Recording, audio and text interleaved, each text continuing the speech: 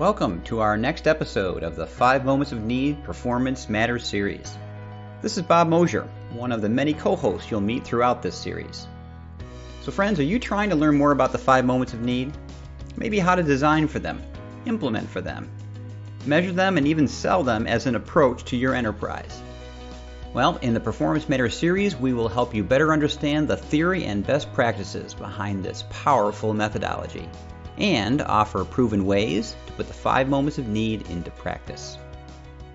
Okay, friends, welcome back to another episode of the Performance Matters podcast series. This is our 63rd, just amazing to me, 63rd of these. And we want to thank thousands of you, which we've been keeping track of, who've listened over all of these. So appreciate your feedback. Please let us know how we're doing. We hope that the listens counts and means that you are, but by all means, let us know ways we can make these better and what we should talk about.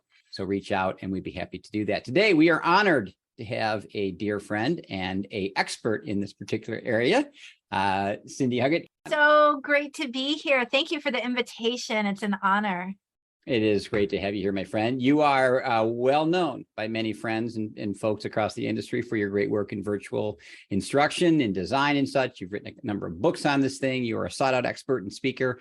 We are so honored to have you here. And this is a hot topic. This is a remarkable time in our industry on a lot of levels, in our world, in a lot of levels, but really the sweet spot you're sitting in is an important one, and relative to 5 moments and performance support and workflow learning, just such remarkable blend and support. So let's take a step back. I always do this for my guests. I don't do the bio thing and read the thing. We kind of just get into our conversation by your journey here. So will you please give us how you got here, my friend, and why you are so passionate about this particular topic? Sure thing. So I have been in and around workplace learning for the last 30 years, and I was working inside organizations, training manager, training director. But about 20 years ago, in the early 2000s, I was inside an organization working and was told to cut my budget, stop traveling, but still provide training to my global workforce. So I needed to very quickly find some solutions. And WebEx had been released. My organization had a copy of it. And I thought, if our executives can meet using this web conferencing technology, maybe I can start using it for training. So I started back in the early 2000s, putting on classes, converting my in-person classes online. And at the time, there was no manual on how to do it. I just started figuring what I knew about adult learning, about workplace learning, about technology. I had a little bit of a technology background and started putting them together. So when I went out on my own in 2004, I thought I'll do some consulting in HR and training, but I kept getting asked, well, how are you doing this virtual thing? How are you using this online technology for your learning? And so very quickly, I started writing and speaking and teaching, and the bulk of my consulting business over the last now 17 going on 18 years has been consulting with global organizations, how to do virtual training well. It used to be that we talked about strategy. What workshops should you move online? What facilitators should you select to do virtual? But as we all know, now that everything's virtual, the conversation has shifted from what should go online to how do we do it well? How do we engage? How do we measure results and everything around it? You know, it's interesting. We tell a story about one of my colleagues who is a senior learning director, and he had tried for a couple of years to get one of those platforms in there, right? And then the infamous pandemic hit. And he got a phone call from the CEO of the company, who he'd only ever seen on video, never met personally, even though he's a senior learning guy. And they wanted him to stand the thing up in 4 weeks.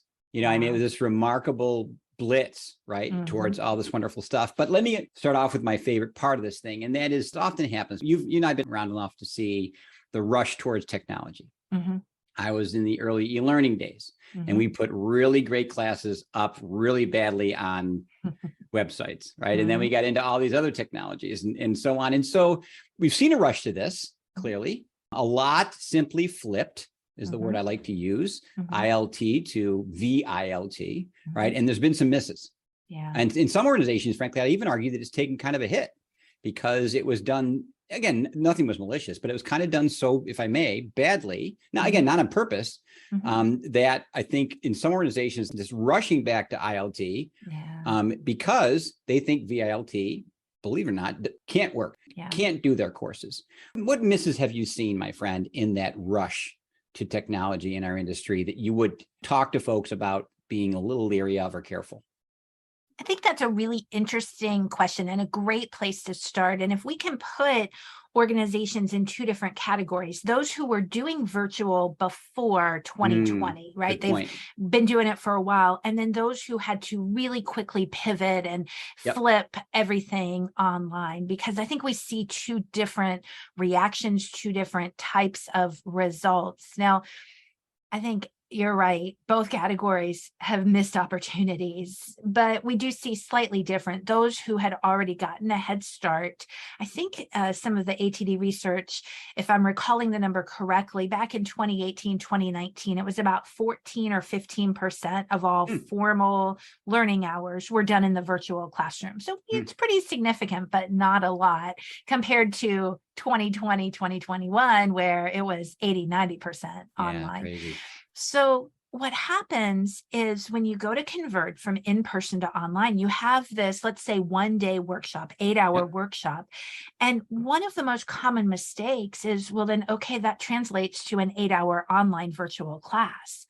No, it doesn't, right? Not at all. The best designs are the ones that really looked at that content and decided, well, what can the learners do on their own? And what can we bring people together for? Let's turn this into a blended journey. Let's create what makes sense. But so many organizations, either because of a false thinking or because of necessity. I was doing it 8 hours last week, and now next week I need to do it 8 hours online, right? They just switched. And so that timing issue, that's number one. There's two others. Number two is taking a really interactive program in person where we were doing role plays or hands-on practice, and then moving it online and turning it into a presentation, thinking that just a demonstration or talking to slides equated to the same learning outcomes. And we know they didn't. We know that that's where virtual learning, unfortunately, has gotten a bad rap, because so much of it was just turned into a presentation and check the box, let's call it learning. The third one is similar, but slightly different. And that is, most of our in-person formal workshops are for smaller groups, 15 people, 20 people, maybe 25 or 30. But when you go to an online platform, they can fit 100 or 200 or 300 people. And so either to save money or to save on resources, we don't need to offer as many classes. We don't need as many trainers and facilitators. We're just going to put a lot of people in the classroom. Well, no wonder we're not getting the same results if we're trying to compare an interactive small group learning experience with a 1-hour webcast that's presentation. And we've done so much damage. And I think both groups of organizations have done that, but the ones who quickly pivoted probably saw those mistakes or those challenges a little more often, and are just now realizing, oh, we need to step back and look at how are we skillfully designing virtual learning to be successful. And I love your pivot on skillful design. You know, in my 40 years at this, which will be September 6th this year, I've seen so many remarkable technologies get kind of square peg round hole, right? And that's kind of the interesting thing here. You know, the early learning days were, again, really good PowerPoints that with an engaging instructor and all the kind of interaction a classroom brings, brilliantly done in that domain, put on a two-dimensional screen with a back and forward button, a voiceover, and we thought we'd get the same result. We've done this over and over and over again in our industry. It just amazes me why we think that would be different in this kind. So you're so right, and I want to get deeper into the design issue as we go further into this. You know, obviously this podcast is biased on the workflow.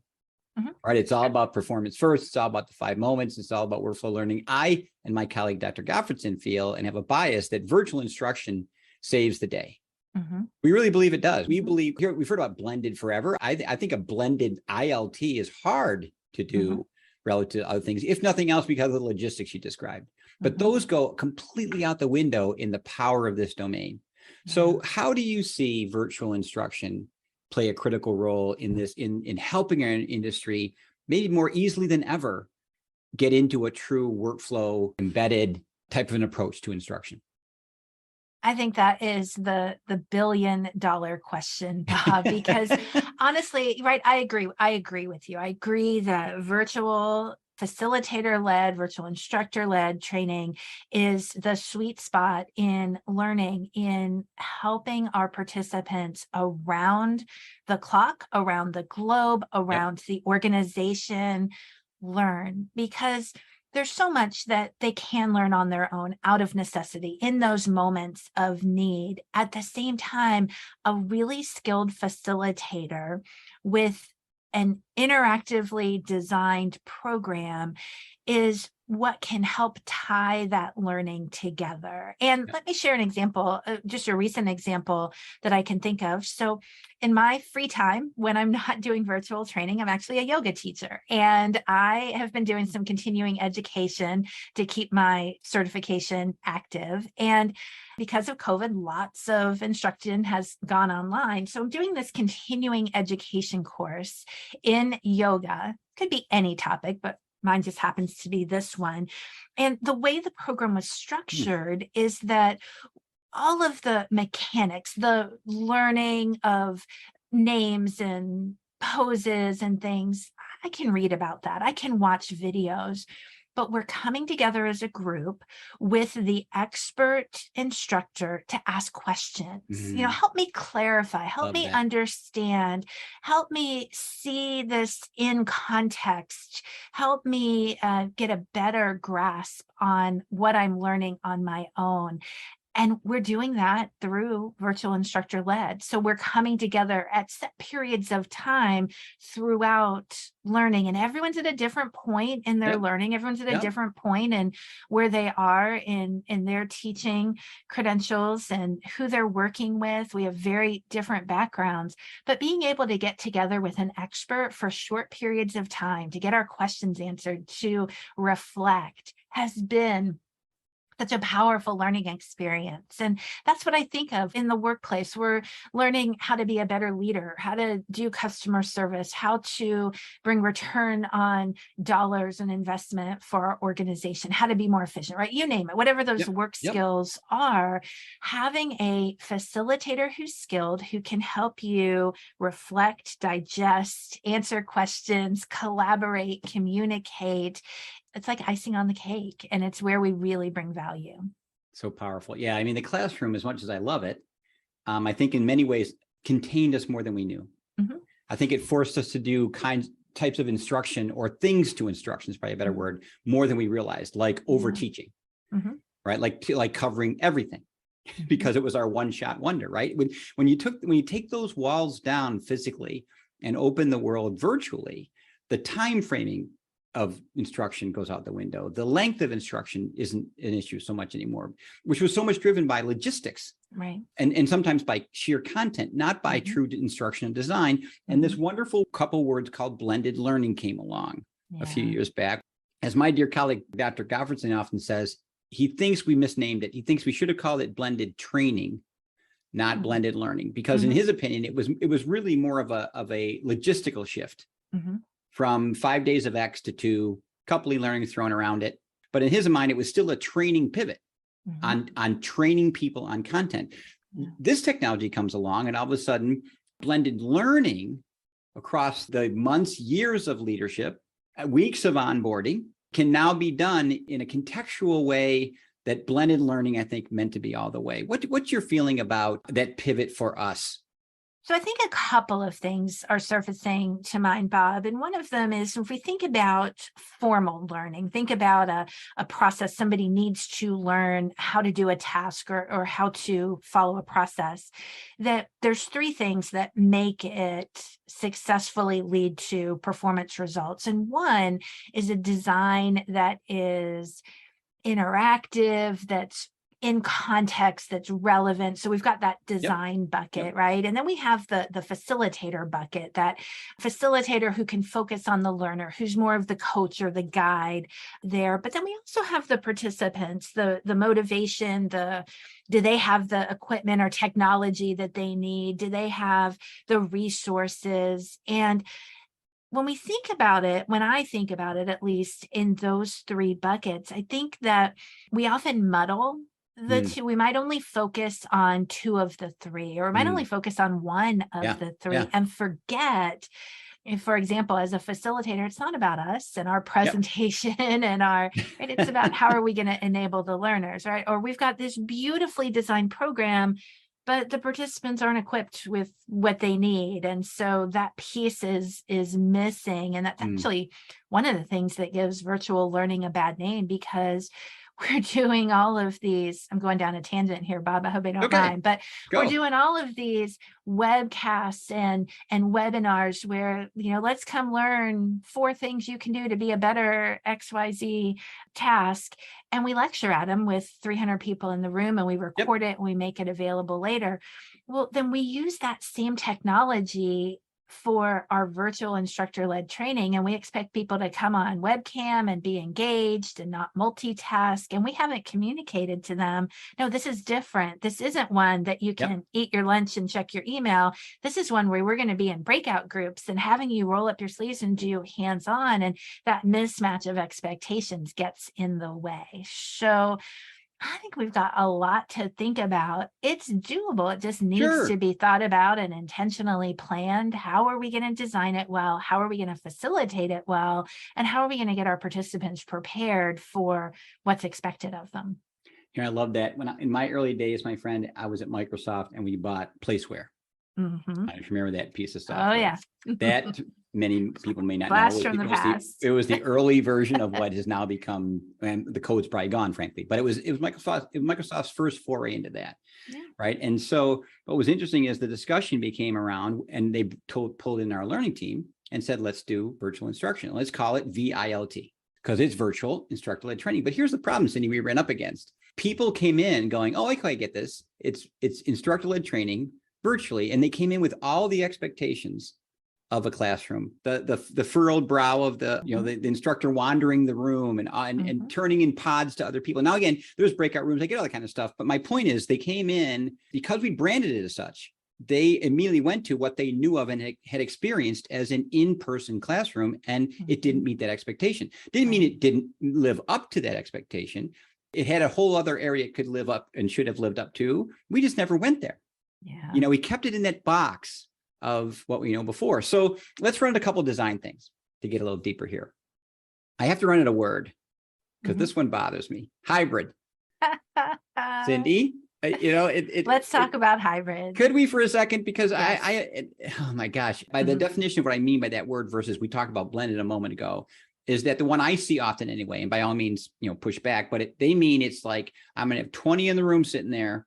I'm going to have 20 at home on virtual stuff. This remarkable instructor will be up in front and know where to stand, move around and do and whatever. And I find them to be abysmally done. And again, I'm not attacking the designer, the trainer, the whole deal. I think that's so hard. I know some remarkable instructors that would really and do struggle with that.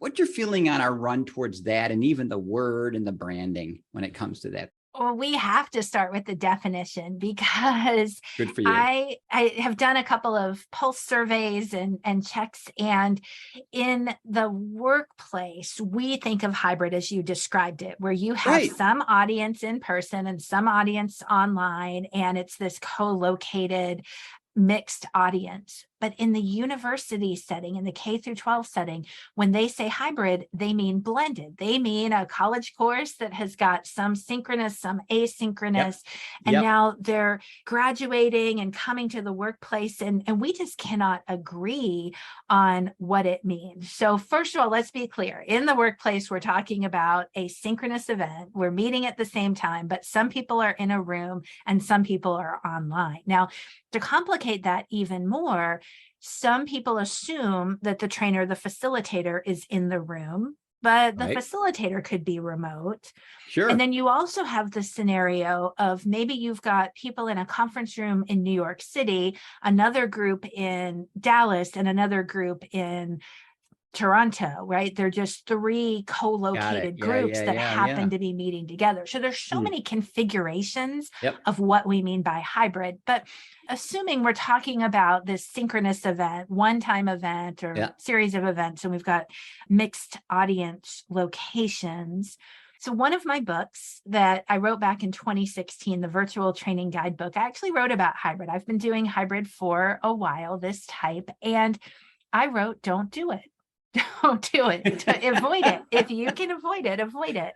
Now, it's taken on a life of its own now that we have organizations reopening their offices after the pandemic, and they're trying to accommodate remote learners. And so this is why it's just such a buzzword right now. How do we keep having these in-person classes, but invite those in? Let's be inclusive of those who are not able to come into the audience. So the intent is good. The challenge is, how do you make that an equal learning experience? There's the problem. Yes. So I full disclosure, Bob, I have a brand new book coming out later this year called The Facilitator's Guide to Immersive, Blended, and Hybrid Learning. Oh, good for you. So new book, very timely. But a couple of things from both my experience and from my research that are previews of what's in the book is, first of all, I still agree with the fact if you can avoid it, avoid it. How do you do that? Well, let's say you have a formal training program. Can you have a version of it that's for the in-person audience, and then a version of it with the same learning outcomes, the same type of activities for your virtual audience? Have two parallel but separate programs. If you've got the resources as an organization to do that, do that. Now, if you don't, and you have to do hybrid, what do you have to do it well? Well, you need, number one, a room setup, an in-person room setup that is equipped for hybrid. And many of the platform vendors out there, Zoom rooms, WebEx rooms, Teams, there's a number of them out there. We Connect from Barco is an organization I've been working with, where they actually have equipment that you can set up a room that creates good audio and clear video and helps people see one another to create a more equitable experience, right? So you need the equipment. Can you do it yourself? Makeshift room? Of course you can, but you want to take time to think through, well, what's the camera placement? How are people going to hear each other? Number one. Number two, as a designer for that, how are you creating or converting activities that's going to be equitable for those who are in person and online? We want to invite the people who are in the room to have a device so that they could answer a poll question or use a shared whiteboard or be able to take advantage of the tools that the virtual classroom has. So both remote and in person are going to have that same equipment. Now, that creates a whole issue with audio connections and all. So you need a facilitator and a technical assistant or a producer who is easily able to say, well, join the platform, answer the poll question, but don't connect your audio, right? Little things like that. Then you need a really skilled facilitator. You need a facilitator who knows remote first, who knows to make eye contact with the camera lens just as much as the in-person. That, Bob, I could keep going, but right, things like the facilitator who's going to be much more structured in conversation so that people don't talk over each other and we don't end up with the side conversations in the in-person room because that excludes the external remote employees or audiences. So you need a really skilled facilitator who isn't also trying to manage the technology and manage the remote users, and it takes a little bit of a village to make it work. So it can work, but it's not something you're going to decide today, oh, let's do this tomorrow during our workshop. A lot of advanced preparation goes into it. And I think so many did, right? And I think that's where, again, like we started this whole thing out with, I think that it's this rush to a thing and then think about design second. I hate to say it like that, right? But just brilliant points. Let's bring in two last stakeholders, facilitators and IDs. You just hinted at it. This is a brave new world for these folks. And we watch the most brilliant certified Microsoft instructors who are our early volunteers at our efforts into virtual become these stale, flat, terrified, unengaging facilitators who we intentionally pulled from the live version that were the highest rated, most engaged, most loved, most passionate. And it was this two-dimensional thing, right? All the cues they'd learned to feed off of, knowingly or not, disappeared in their own way or showed up in a different way. as they entered this domain. What advice would you give to instructors first in making this foray? What are the principles that make them good? And if I have to change my content that I've written forever for that gifted, loud, hand-holding, raise hand, wander the room presenter, what principles do I have to keep in mind in design? So let's start facilitator first, and let's go to our IDs. So first, when we think about those facilitators who've made that leap, made that transition to the virtual classroom and done it well, they remember that it's not about their presentation, it's about their audience. And their goal is, from the moment their learners log into the virtual classroom, that it's about conversation, it's about engagement, it's about building rapport and connecting with them, and simple little things that you can do to make that happen. Number one, as a facilitator in the classroom, we usually are greeting people when they walk in. But for some reason, when we go online, we think, oh, I should just be silent or maybe play music while people are, no, like we should be greeting them and talking with them and coming off mute and not using mute at all if you can help it, that we're greeting people and maybe having a call to action, something on screen to help get them into looking at the screen in the classroom and putting away their email. You know, the start of the program in person, usually it's the trainer spiel. Here's our agenda and our timing and our, we don't do that virtually. Instead, it's, hey, who's here? Let's connect on the topic, poll questions, chatting, like we're jumping right into it. Really common mistake that facilitators make is they wait until 5, 10, 15 minutes in before they're asking a question, and we've lost them by that time, right? What happens in the first few moments of the program is so important. And that idea of sharing airtime, let's say you have a slide that you might put on screen that has a few points on it. As a presenter, we feel like we need to read that. In a virtual classroom, we are sharing airtime. It's a discussion about what's on the board.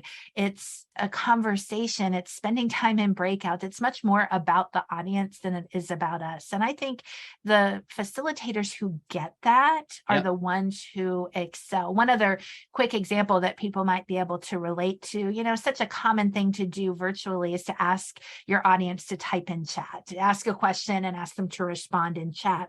Well, it always takes a moment for your participants to think of their response and then start typing. So there's this lag time. And facilitators who are not comfortable with virtual, they get afraid of the silence, even if it's just 10, 15, 20 seconds. And then the moment somebody types in chat, they start talking about it. They start commenting. Oh, somebody responded. Well, no one's listening. Because they're still typing their comment. And then we're like the color commentator on a sports broadcast, just typing and talking along with what everyone's saying, when really we ask our audience to type in chat. We give them a moment to do that. We ask for them to elaborate on their comments or to get the conversation going about what they've typed in. So it's little things like that, small techniques that have really big impact. Brilliant. So, my friend, the stuff that we designed for those gifted folks, what principles does a designer need to keep in mind versus the mindset around e-learning or a training class?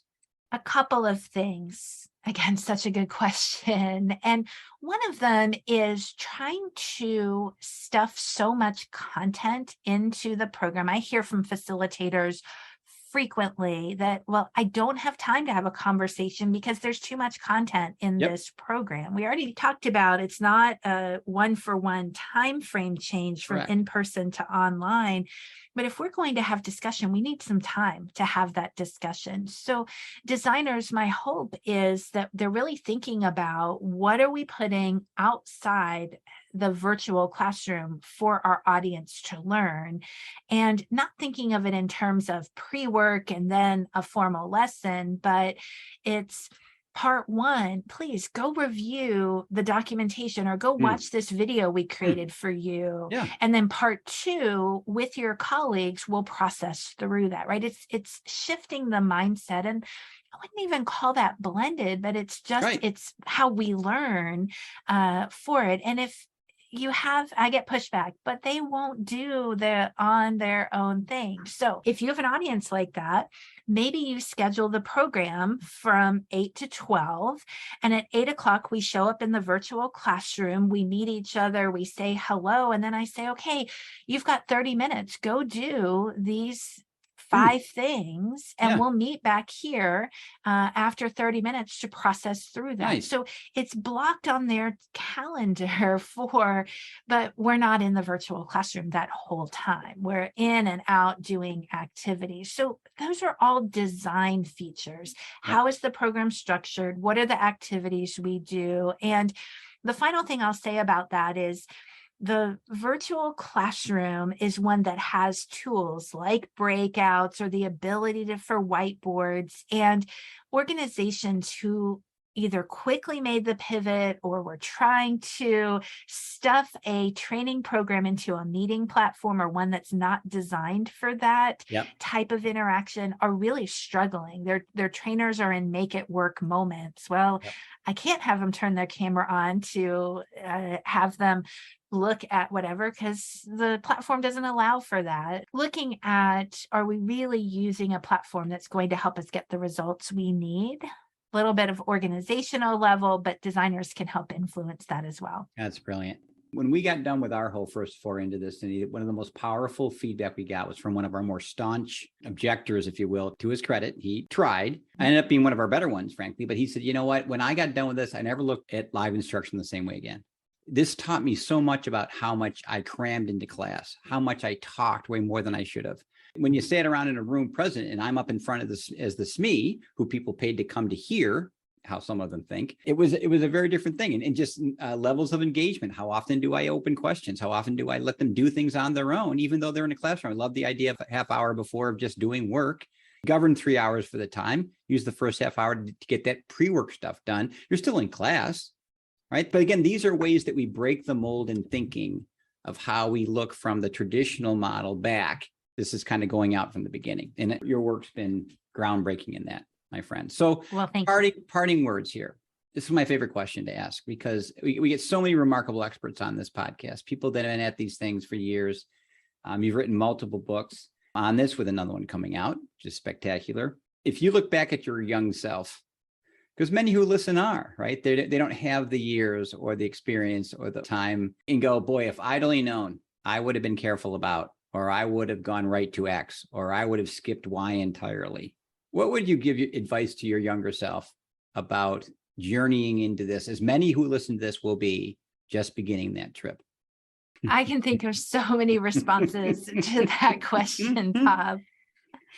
Here's what I would go back and tell my younger self. I am passionate about teaching, training, and facilitating. I have loved it from my earliest memories of childhood throughout my entire career. And anytime I have not been wide open in sharing what I've learned, I've gone back and I've regretted that. If I've thought, well, I'm too busy to stop and jot that down in a lessons learned document so that the next person to facilitate this class, or I'm too busy to hop on a podcast like this one to help share a tidbit with somebody. I've always regretted that, thinking that, that's something, and for various reasons, and at the time, what seemed like good reasons. But I would encourage anyone.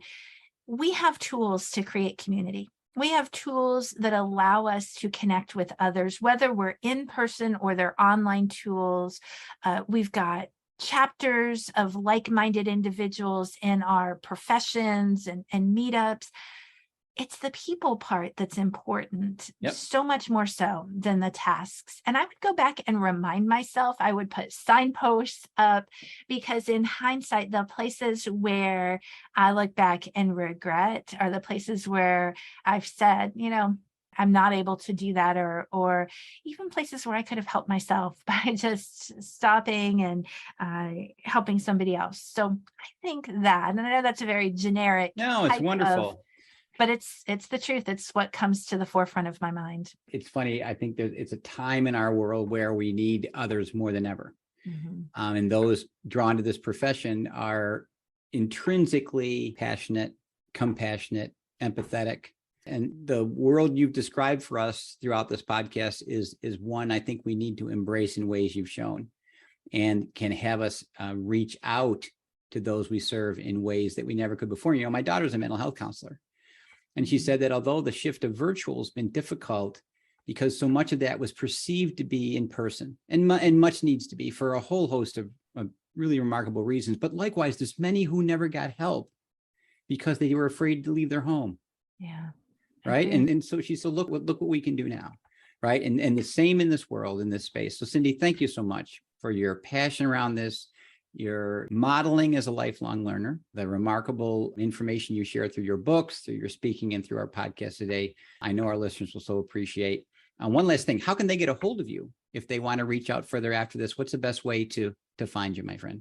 The easiest way is to go to my website, cindyhuggett.com. I've got a contact form. I have a newsletter I send out monthly. I love to hear from people who have benefited from my books or my webcasts, or anytime you want to talk about virtual, immersive, hybrid, blended. I am here and would love to chat. Excellent. Thanks so much, my friend. They will be reaching out and we'll be circling back as well. Thanks again, Cindy. Well, that's it for this episode of the 5 Moments of Need Performance Matters series. We look forward to future conversations around how to best put the 5 moments of need into practice. We welcome your feedback and can be reached on Twitter using my Twitter handle at BMOSH, as well as our 5 Moments of Need website, which is www.5momentsofneed.com.